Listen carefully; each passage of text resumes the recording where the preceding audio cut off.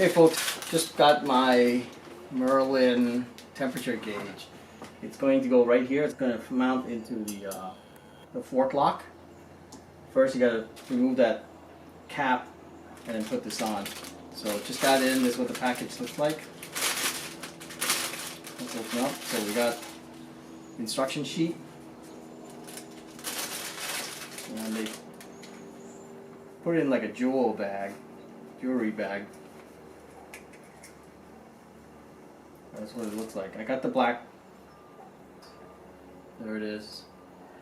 So this style is and it looks like it comes with some kind of rubber shielding. It's the open type, so it opens and closes. And it's going to mount right here. So first we're going to remove that fork lock. It's right here. Under the sides, the left and right are in. I have a plastic pry tool, so that way we don't or chip the paint. That comes off, and there's two Phillips under there.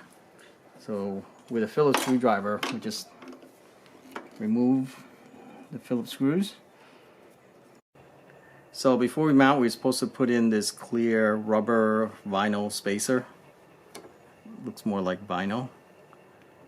In first, and then we mount this on with Allen heads. That's what it comes with.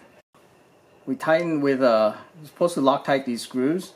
I'm using an 1/8 inch hex. So put Loctite, tighten them down, and now it's ready to be used, just like that. It can hit this, but it actually has a latch that holds it right there. Let's see if we can open it with the keys. We're going to attempt to use the key to lock, right? So when we're parked, we can switch and put in the lock.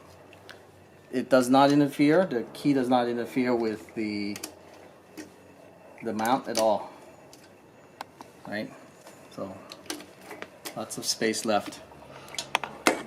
Off. It's actually crystal. It's completely installed. Looks like it's reading about 63. So what I have here is I have a laser temperature, and it's about 62. Around there, around here.